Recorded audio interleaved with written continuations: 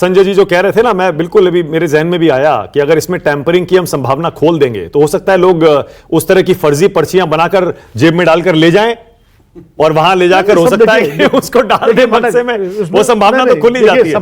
दुरुपयोग सदुपयोग उपयोग तो हर चीज में होता है। हाँ। कोई सिस्टम फुल प्रूफ नहीं होता। लेकिन जैसे अभी हर्ष भाई ने कहा कि पहले बूथ कैप्चरिंग होती थी, बैलेट बक्से में ठप्पे लगते थे, बिल्कुल सही बात है। लेकिन पहले और आज फर्क भी है। पहले सीसीटीवी नहीं थी, पहले इतनी फोर्सेस नहीं लगती थी, 2 सिपाही चुनाव कराते थे। उसके बाद जो है आज पूरी सेंट्रल, जो सेशन ने प्रयोग यही तो किया था, सेशन के समय से ही तो सेंट्रल फोर्सेस का उपयोग शुरू हुआ। वरना तो होमगार्ड और पटवारी कराते थे चुनाव वहां पर जाकर के, मुझे याद है। तो अब आप इतनी फोर्सेस लगा देते हो कि चाहे ईवीएम हो चाहे बैलेट बक्स, आज संभव ही नहीं है वहां बूथ कैप्चरिंग करना किसी गिरोह के लिए, अगर वहां सीआरपीएफ के 50 जवान खड़े हुए हैं। ओके, अतुल लोंढे पाटिल, अतुल भाई कन्हैया को दिल्ली से टिकट दे रहे हैं क्या? नहीं, ऐसा है कि वो तो सीईसी का अधिकार है, इसको कहां से लड़ाए कैसे लड़ाए। देंगे तो हमें खुशी होगी, क्योंकि नौजवानों को पॉलिटिक्स में आना चाहिए, चुनाव लड़ना चाहिए। देखिए, ये संजू वर्मा जी जो कह रही थी ना, मैं यहां से शुरू करूंगा कि मजनू सुल्तानपुरी ने जो कविता लिखी थी, कविता में देख रहा था, वो चाहते थे कि नेहरू को मार डाले। वो कविता क्या, मैं सुन के पढ़ के दिखाता हूं। अमन का झंडा इस धरती पे किसने कहा लहरा न पाए, ये भी कोई हिटलर का ही है चेला, मार ले साथी जाने न पाए। कॉमनवेल्थ का दास है नेहरू, मार ले साथी जाने न पाए। उनको मार लेने की कामना, मारने के लिए लोगों को अपनी कविता से उतार रहे थे और उन्हें माफी मांगने के लिए कहा था। तो उन्होंने माफी नहीं मांगी, तो प्रधानमंत्री को जान से मार देने की आह्वान करना, अटेम्प्ट टू मर्डर करना, और उसके ऊपर एक कार्रवाई हुई है, तो ये इतनी बातें कर रहे हैं। दिनकर जी ने कितनी कविताएं नेहरू जी के खिलाफ लिखी है, कभी दिनकर जी की कविताएं सामने बैठकर नेहरू जी ने सुनी। अब दूसरी बात, इन्होंने इमरजेंसी की कही है। एक इमरजेंसी के बाद में इन्होंने सेशन की बात कही है। तो सेशन ने कितने कानून में बदलाव किए हैं, मॉडल कोड ऑफ कंडक्ट जो है कितना बदलाव किया है, कितने चेंजेस किए सेशन ने, ये सारी दुनिया ने देखा है। अब तीसरी बात अमित शाह जी की, माया कोडनानी का प्रकरण कोई अगर छुपा हो किसी से तो वो बोल दे, सबको पता है। और दूसरी बात, वो एक आईपीएस ऑफिसर थे, उन्होंने हाईकोर्ट में कहा था कि he is a king pin कहा था। जिस जज ने 25 दिसंबर को उनको एक्विट किया, वो 31 को रिटायर हो गए। तो इस देश में जो हो रहा है। ओके, संजू वर्मा आपकी बारी है, बोलिए। एक मिनट, नहीं, उन्होंने इतना कहा और आप मुझे ऐसा मुझे और 30 सेकंड दीजिए, मुझे 30 सेकंड और दीजिए। इस देश का हाँ, तो आपने इतना सुनाया ना, तो सुनो ना अभी। ऐसा है कि इन्होंने सीआरपीसी, टीपीसी। ओके, 20 सेकंड और, अतुल लोंढे पाटिल 20 सेकंड और लीजिए, बोलिए। इन्होंने सीआरपीसी, टीपीसी, आईपीसी, इसमें बदलाव कैसे किए? तो 146 सांसदों को बाहर कर दिया। 70 साल में ऐसा कभी नहीं हुआ। 12 मिनट में इन्होंने किसानों को 25 लाख करोड़ का जो व्यवसाय था अपने दोस्तों को पहुंचाने के लिए 12 मिनट में बिल पास किया। 725 किसान मर गए, लेकिन पार्लियामेंट में उन्हें श्रद्धांजलि आदरांजलि देने से मना कर दिया और 12 मिनट में वापस ले लिया। क्यों लाया था, क्यों वापस किया, इसका कोई जवाब ओके, संजू वर्मा की बारी है। संजू बोलिए, आपकी बारी है, बोलिए। मानव जी, अब मुझे प्लीज, मैं नहीं चाहती हूं जब मैं बोलूं ये मेरे को बीच में टोकम टोकी करें। पहले तो मैं हर्षवर्धन त्रिपाठी जी की बात पर एक रिबटल देना चाहूंगी। हाँ, जीवीएल नरसिम्हा राव ने किताब लिखी थी ईवीएम के खिलाफ। हाँ, ऐसे कई नेता हैं कांग्रेस के, बीएसपी के, समाजवादी पार्टी के, जो अभी बीजेपी के खेमे में हैं। पर जीवीएल नरसिम्हा राव ने यदि किताब लिखी तो उसके बाद अभी उनका ओपिनियन चेंज भी हुआ है, उनके ओपिनियन में परिवर्तन भी हुआ है कि ईवीएम में कोई दिक्कत नहीं है। भाजपा के कई वरिष्ठ नेताओं ने कहा है ईवीएम में कोई दिक्कत नहीं है। पूर्व chief election commissioner SY Qureshi ने पब्लिकली कहा है कि ईवीएम में कोई दिक्कत नहीं है और इसको मैनिपुलेट नहीं किया जा सकता। Rajiv Kumar chief election commissioner जो अब है, उन्होंने भी कहा है ईवीएम के साथ कोई टैंपरिंग नहीं की जा सकती। तो सिर्फ जीवीएल नरसिम्हा राव को कन्वीनियंटली कोट करना और एसवाई कुरैशी ने क्या कहा भूल जाना, मोदी जी ने क्या कहा भूल जाना, अमित शाह जी ने क्या कहा भूल जाना, बीजेपी के हम जैसे राष्ट्रीय प्रवक्ता क्या कहते हैं भूल जाना, राजीव कुमार जो अभी चीफ इलेक्शन कमिश्नर है उन्होंने क्या कहा भूल जाना। मुझे लगता है ये एक बहुत कन्वीनियंट नैरेटिव है।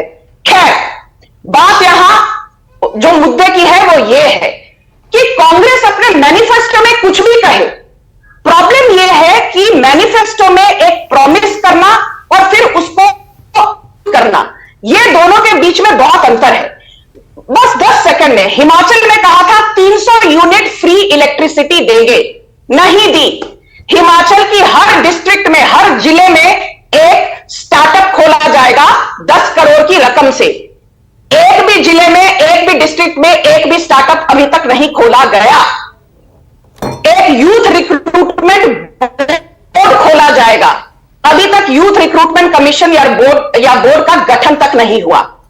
फिर कर्नाटक में कहा हर गरीब परिवार के हर सदस्य को 10 केजी चावल मुफ्त दिया जाएगा। वो प्रॉमिस नहीं फुलफिल की, बाद में लांछन किस पर लगाई? Food corporation of India. रे फूड कॉर्पोरेशन ऑफ इंडिया हमको गेहूं चावल नहीं देता। भाई साहब, फूड कॉर्पोरेशन ऑफ इंडिया का गठन 1964 में हुआ था और 1965 से फूड कॉर्पोरेशन एक ऑटोनोमस बॉडी के तहत काम करता है। और ये नहीं कि आपने कुछ भी पोल प्रॉमिस कर दिया तो फूड कॉर्पोरेशन के दरवाजे पर आप खटखटा कर कहोगे भैया हमें जरा दे देना, हमको हर महीने कर्नाटक में 10 केजी गेहूं और 10 केजी चावल देने। ऐसे काम नहीं होता है। फूड कॉर्पोरेशन की जाकर हिस्ट्री पढ़िए। फिर तीसरी बात, ये जो बार बार यहां पर सबसे ज्यादा ये लोग क्या कहते हैं कि हम महिलाओं के लिए काम करेंगे। महिलाओं के लिए आप काम करने की बात करते हो।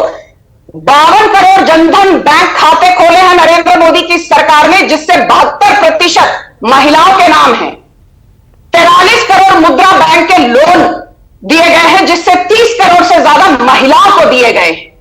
जो महिलाओं के खिलाफ उत्पीड़न जब होती है उसका कन्विक्शन रेट पहले 37% था, आज 59.2% है पूरे इंडिया में, और होना चाहिए। बट कांग्रेस के जमाने से तो कई गुना बेहतर है। और आप अतुल लोंढे पाटिल बोलिए जल्दी से, एक राउंड और दे रहा हूं दोनों को। बोलिए अतुल भाई, आपकी बारी है, जल्दी से क्विकली। देखिए सारी गारंटीज जो है इंप्लीमेंट हो चुकी है। अभी एफसीआई की उन्होंने बात की, तो एफसीआई की बात मैं इनको बता दूं। एफसीआई ने निजी लोगों को चावल और गेहूं बेचे, लेकिन हमको नहीं दिए, तो हमने लोगों के खाते में पैसे डाले।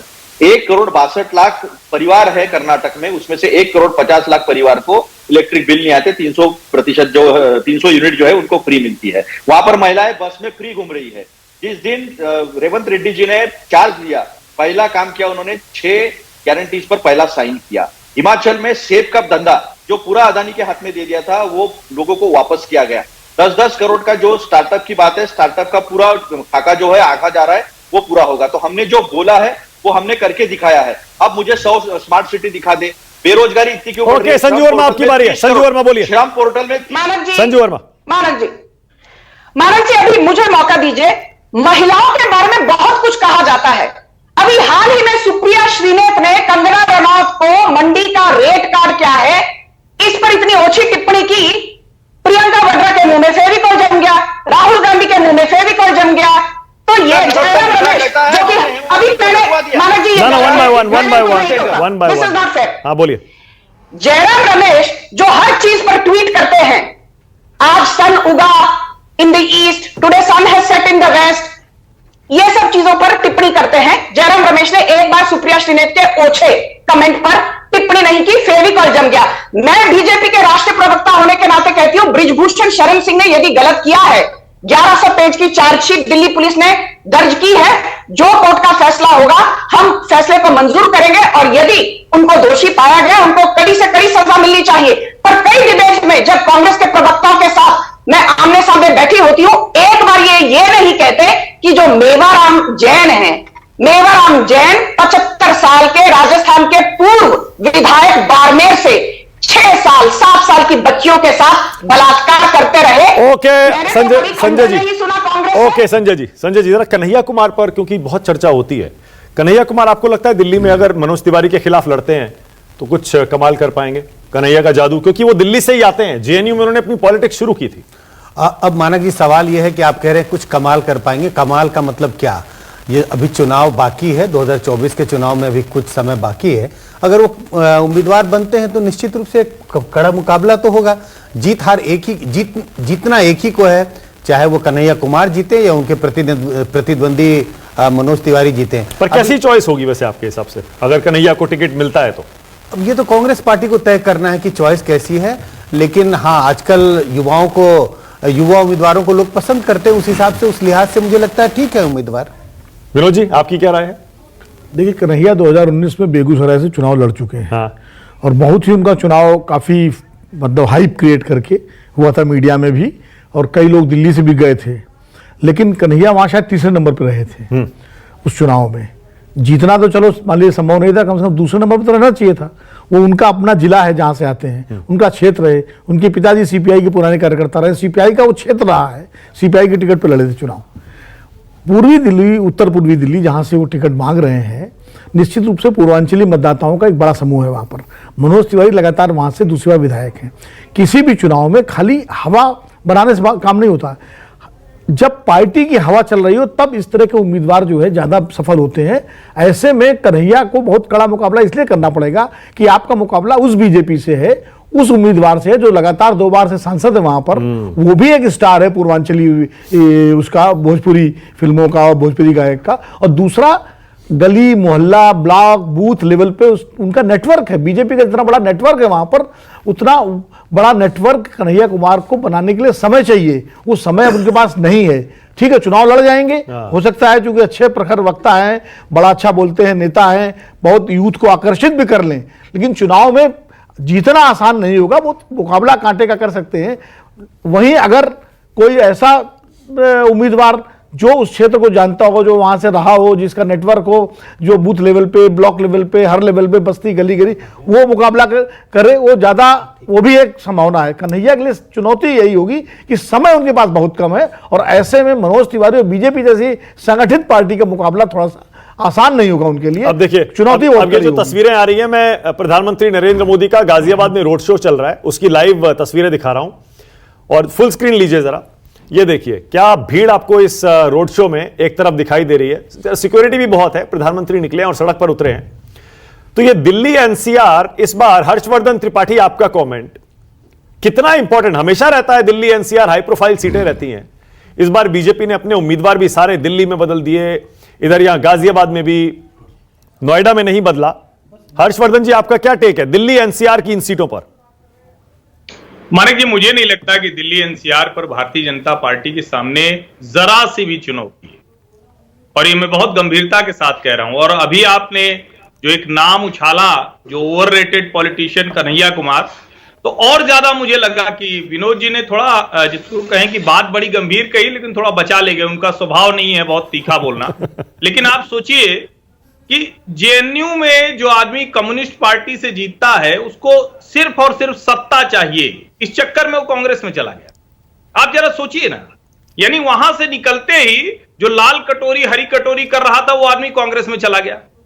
बेगूसराय में तीसरे स्थान पर चला गया। और इतना भर नहीं है, आप अगर सोच के देखिए, जब हम कहते हैं कि अरे दिल्ली में, आपने भी मानक जी कह दिया, मैं आपसे ये उम्मीद नहीं कर रहा था। अरे भाई, दिल्ली में अगर चुनाव के लिहाज से कहें तो बड़ा चुनाव डीयू का होता है। जेएनयू तो कुछ इंटेलेक्चुअल्स एकेडमिक्स कह लें, बहुत शानदार विश्वविद्यालय है, वहां भी एबीवीपी इस बार बहुत वोट पा गई। तो मुझे लगता है कि दिल्ली की सीटों पर कोई ऐसा प्रत्याशी, वो हवा हवाई साबित होगा। कांग्रेस का कोई यहां का नेता खड़ा होगा। आप अगर कहेंगे कि अलका लांबा यहां कैसा लड़ेंगी, तो मैं कहूंगा बहुत अच्छा लड़ेंगी। आप पूछेंगे कन्हैया कुमार कैसा लड़ेंगे, तो मैंने कहा हवा हवाई रहेंगे। तो मेरी ये राय है, और दिल्ली एनसीआर में भाजपा को कोई चुनौती नहीं मिली। ओके, ये वीडियो जरा देखते रहिए, बहुत दिलचस्प बढ़िया तस्वीरें आपको देखने को मिल रही है। प्रधानमंत्री एक रथ पर सवार है, उनके साथ मुख्यमंत्री योगी आदित्यनाथ। आपका दिल्ली एनसीआर हाई प्रोफाइल रहता है संजय जी, और ऐसा लगता है कि हर्षवर्धन त्रिपाठी जो कह रहे हैं उस बात में दम तो है, क्योंकि पिछले 2 चुनाव 3 चुनाव आप देखिए, बीजेपी ने इसे अपना पूरा गढ़ बना लिया है। दिल्ली एनसीआर, जिसमें दिल्ली की 7 सीटें हैं, गाजियाबाद, नोएडा, फिर उधर आप चले जाइए फरीदाबाद, गुरुग्राम, पूरी तरह से कब्जा लिया। बिल्कुल, आंकड़ों के नजरिए से देखें आप, 2014 का चुनाव देख लें, 2019 का चुनाव देख लें, दिल्ली की 7 सीटों पर बीजेपी ने जीत हासिल की। 2019 के चुनाव में तो 7 सीटों पर 50% से ज्यादा वोट थे बीजेपी के। तो आंकड़ों के नजरिए से तो बिल्कुल साफ आप जिस बात का जिक्र कर रहे हैं, दिल्ली में बीजेपी ने गढ़ बनाया हुआ, अगर लोकसभा चुनाव के नजरिए से देखें तो। विनोद जी, गाजियाबाद से वीके सिंह जी का टिकट क्यों कट गया? नहीं, टिकट क्यों कटा, ये तो भाई भारतीय जनता पार्टी का नेतृत्व जाने क्यों कटा। हालांकि वीके सिंह जी बड़े, उनका परफॉर्मेंस बड़ा अच्छा था मंत्री के रूप में, और बड़े सम्मानित व्यक्ति हैं। लेकिन मैं सहमत हूं अपने दोनों मित्रों की बातों से कि एनसीआर का जो इलाका ये गाजियाबाद हो गया, नोएडा हो गया, आपका गौतम बुद्ध नगर हो गया, दिल्ली हो गया, मिडिल क्लास की वजह से हो गया। मिडिल क्लास भी है। दूसरा क्या है कि लोकसभा चुनाव की जब बात होती है, एक तो बीजेपी का आधार यहाँ बहुत मजबूत रहा है शुरू से। ऐसा नहीं है कि ठीक है 2009 में बीजेपी सारी सीटें हार गई थी, लेकिन उसके पहले बीजेपी भी जीतती रही है, कभी कांग्रेस जीतती रही, कांग्रेस बीजेपी के बीच में हम अच्छा मुकाबला होता रहा है, लेकिन बीजेपी का आधा बड़ा मजबूत रहा है इस पूरे बेल्ट में। और अब जब से नरेंद्र मोदी जी आए हैं तब से एक अतिरिक्त बीजेपी को लाभ ये मिला है मोदी जी की लोकप्रियता का। तो मोदी जी की जो लोकप्रियता है उसका फायदा भी मिलता है, बीजेपी की संगठन क्षमता का भी फायदा मिलता है, बीजेपी के परंपरागत जनाधार का भी फायदा मिलता है। और दिल्ली में और इन पूरे क्षेत्र में जो पूर्वांचली जो तुम लोग रहे हैं, नोएडा में, गाजियाबाद में, गुड़गांव में, एक बहुत बड़ी तादाद उत्तर प्रदेश और बिहार के तमाम सारे प्रवासी मजदूरों की, कर्मचारियों की और लोगों की है, नौकरी पेशा लोगों की, वो भी अपने अपने राज्यों के हिसाब से भी प्रभावित होते हैं। उत्तर प्रदेश जिस तरह गढ़ बन गया बीजेपी का, तो उत्तर प्रदेश से अगर आजमगढ़ का या गाजीपुर का कोई व्यक्ति यहाँ रह रहा है तो निश्चित रूप से वहां से प्रभावित होगा, उसका भी झुकाव होगा। तो ये सारे कारण जो है वो बीजेपी को यहाँ पर एक एज देते हैं और इस वजह से बीजेपी को यहाँ दिक्कत होनी नहीं चाहिए। लेकिन मैं लगा रहा हूं जिस तरह बीजेपी ने दिल्ली में अपने 6 उम्मीदवार बदले हैं, 7 में से 6 उम्मीदवार बदले हैं, तो बीजेपी ने इस बात को महसूस किया है कि शायद 2019 जैसी स्थिति इस बार नहीं है, इसलिए उन्होंने अपने उम्मीदवार बदल के नए फेस दिए। और किसको किसको बदला? प्रदेश वर्मा जो उनके बहुत मुखर आक्रामक नेता थे, मीनाक्षी लेखी केंद्रीय मंत्री, अब देखिए गौतम गंभीर ने तो खुद ही अपने को ऑप्ट आउट कर लिया, ये रमेश भिधुड़ी जो जिनको जिम्मेदारी दी गई थी टोंक में वहां पर प्रभारी बना के भेजा गया था संसद के इतने विवाद के बाद। तो कहीं ना कहीं बीजेपी ने अपना कोशिश की है कि शायद पुरानों को अगर रिपीट करते तो कहीं उनके खिलाफ एंटी इनकम्बेंसी जो होगी उसका नुकसान ना हो जाए, इसे नए चेहरे दो। तो इसलिए जो है बहुत आसान, हर कोई भी चुनाव बहुत आसान नहीं होता है। अभी जैसे हर्ष भाई ने अलका लामा का नाम लिया, अगर नाम ही लेना हो तो उत्तर पूर्वी से संदीप दीक्षित का नाम चल रहा है, पहले एमपी रहे, वो ज्यादा बेहतर उम्मीदवार साबित होंगे उस दृष्टि से, भले चुनाव जीत हार उनका नाम अभी भी चल रहा है। देखते हैं अब जब लिस्ट आती है तब क्या होता है। ये तस्वीरें देखिए प्रधानमंत्री के रोड शो की, और अतुल लोंडे पाटिल बताइए गाजियाबाद में डॉली शर्मा कैसी टक्कर दे पाएंगी जब प्रधानमंत्री और मुख्यमंत्री खुद उतर आए हैं रोड शो करने के लिए गाजियाबाद में। देखिए उनका अपना अधिकार है प्रचार करने का, हम भी अच्छी टक्कर देंगे। और जिस तरह से बात कहा जा रहा है कि बूथ पर और हमारे बीएलए और हमारे बीएलए नहीं है, ऐसा ये गलत है। बहुत काफी सुधारणाएं इन सारी चीजों में हुई है। लेकिन एक तर्क की बात अगर आती है तो मैं तर्क भी जरा कर लेता हूं। जो जापान ईवीएम बनाती है वो ईवीएम से क्यों चुनाव नहीं कराती है? जर्मनी ने क्यों कैंसिल कराया? तो सवाल ये नहीं ईवीएम होना चाहिए नहीं होना चाहिए, सवाल ये है कि फ्री एंड फेयर, निस्संदेह, निष्पक्ष, और लोगों के मन में थोड़ा भी संदेह नहीं होना चाहिए, क्योंकि लोकतंत्र में चुनाव अहम होते हैं। और एक आध चीज पर अगर कंटिन्यू सस्पिशन है, संदेह है, तो फिर अच्छा अतुल भाई एक सेकंड रुकिए, एक सेकंड देखिए, अब मुझे बोलना पड़ेगा, आपने मुझे मजबूर कर दिया। बोलिए। ईवीएम पर जो संदेह पिछले 10 सालों में हिंदुस्तान में पैदा हुआ है, और दिल पर हाथ रखकर बताइएगा उसमें विपक्षी दलों का कितना योगदान है। आप जो दिन रात सुबह शाम ईवीएम पर सवाल उठाते हैं, बजाय इसके बावजूद इसके कि आज तक एक भी नतीजा कहीं भी ईवीएम का गड़बड़ नहीं मिला, ईवीएम और वीवीपैट का सारा मिलान आज तक 100% सही हुआ है, उसके बावजूद आप सवाल उठाते हैं, उसका कितना रोल है देश में जो मिलान ईवीएम में संदेह है ये पैदा करने में? नहीं, सारा मिलान कहां है?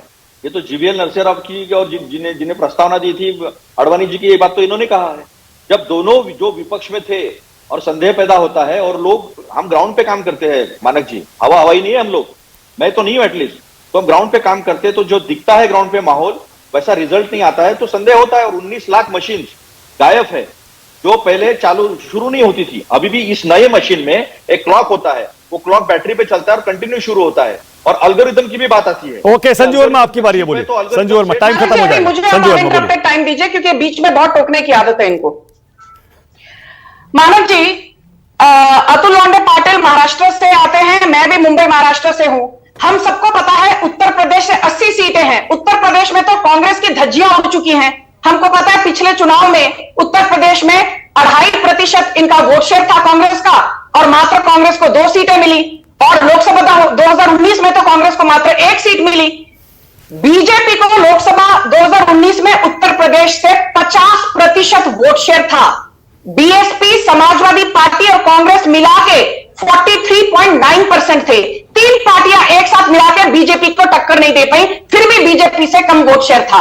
खैर बात उसकी छोड़िए, बात करते हैं महाराष्ट्र की। महाराष्ट्र से 48 सीट्स हैं, और मैं आपको यह बताना चाहती हूं कि महाराष्ट्र गेम चेंजर क्यों होगा। नांदेड़ के बाहुबली अशोक चव्हाण आज बीजेपी के खेमे में है।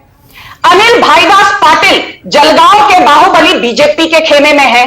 महाराष्ट्र के सबसे बड़े OBC leader Chhagan Bhujbal BJP के खेमे में है। फिर बात करते हैं संजय भानसोड़े की। लातूर के सबसे बड़े बाहुबली संजय भानसोड़े बीजेपी के खेमे में है। पूर्व महाराष्ट्र के गृह मंत्री जो एनसीपी में थे दिलीप वळसे पाटिल, जो 7 बार एमएलए रह चुके हैं अंबेगांव से, वो भी आज बीजेपी के खेमे में है। और सुनील तटकरे और उनकी बेटी अदिति तटकरे, जिनको रायगढ़ का बाहुबली माना जाता है, वो भी बीजेपी में है। तो भाई महाराष्ट्र में तो कांग्रेस साफ हो चुकी है। ओके, इसी नोट पे खत्म कर रहा हूं। टाइम मेरे पास बिल्कुल खत्म हो गया है। बहुत बहुत धन्यवाद राष्ट्र की बात में आने के लिए। छोटा सा ब्रेक ले रहा हूं, देखते रहिए न्यूज़ 24।